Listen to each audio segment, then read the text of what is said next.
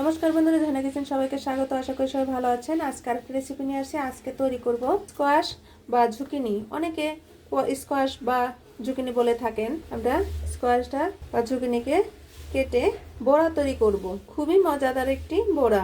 স্কোয়াশটা আমরা কেটে বড়া তৈরি করে নেব। আমরা স্কোয়াশটা বা ঝুকিনিকে ঠিক এভাবে পাতলা পাতলা করে কেটে নিয়েছি। আমরা ঝুকিনি বড়া তৈরি করব।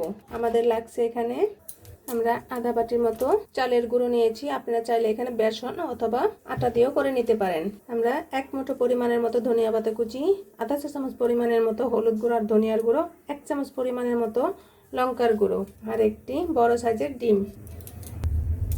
প্রথমে লবণ দিয়ে স্কোয়াশটাকে ভালোভাবে চটকে নিতে হবে।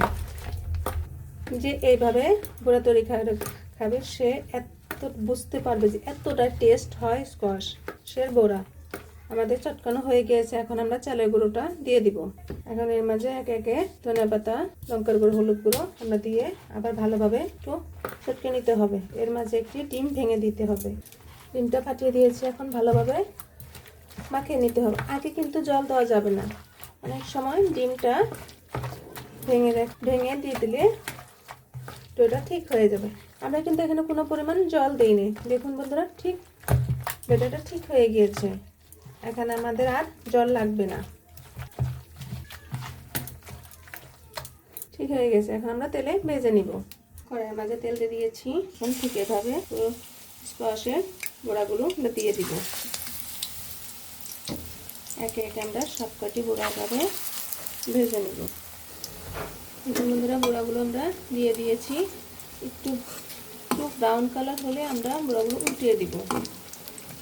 এখন আমরা উল্টিয়ে দিব।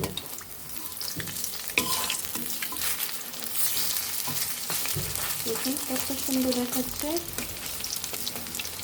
স্কোয়াশের বড়া কিন্তু অনেক অনেক টেস্টি হয়। গরম ভাতের সাথে এমনকি বিকালে নাস্তা হিসেবেও খেতে পারেন।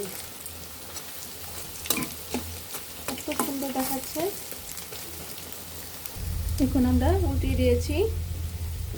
আর চুলার আঁচটা মিডিয়াম টু লোতে রেখে ভেজে নিতে হবে, তাহলে অনেক মচমচে হবে। সব গুঁড়াগুলো হয়ে গিয়েছে। কত সুন্দর ব্রাউন কালার চলে আসছে এবং অনেক মুচমুচে হয়েছে। এখন আমরা নামিয়ে নিব। দেখুন বন্ধুরা, স্কোয়াশের বড়াগুলো কত সুন্দর দেখাচ্ছে। খেতে অনেক অনেক টেস্ট হয়েছে। আপনারা অবশ্যই কমেন্টসে জানাবেন কে কে এভাবে স্কোয়াশের বড়া খেয়েছেন। ভিডিওটি দেখার জন্য ধন্যবাদ। Thank you.